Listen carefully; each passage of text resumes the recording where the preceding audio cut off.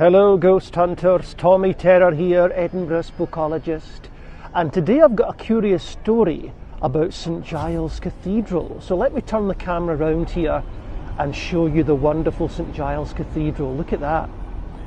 Now, St Giles was the patron saint of lepers, and the original church that stood here was established by King David I in the 1100s. Now, the building you're looking at today is parts of it are the 14th century. It's been added to and adapted over the years, but it's seen a hell of a lot of history and drama and trauma, St Giles Cathedral. And just round the corner behind the cathedral is a car park today, but for many years it was the main burial site for the city of Edinburgh. For about 450 years they buried bodies round there, and eventually became so overcrowded with dead bodies it was causing a nasty smell in the summer months. So in the 1560s, Mary Queen of Scots ordered the place shut down and cleaned up, and Greyfriars took over as the main graveyard in Edinburgh. But what about ghostly tales in the cathedral, where surprisingly for a building with such a large amount of history, there's not a lot of specific ghost stories.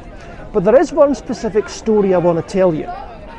In the early 1900s, a lady was visiting the cathedral one day and looking around, and she felt 3 sharp blows to the back of her neck. So she turned round to see what caused this, and there was nobody there. She was so disturbed by it, she found a member of staff and told him what had happened, and his face froze in horror, because this had happened before to several people. Always 3 sharp blows, always the back of the neck, and always followed by very bad news.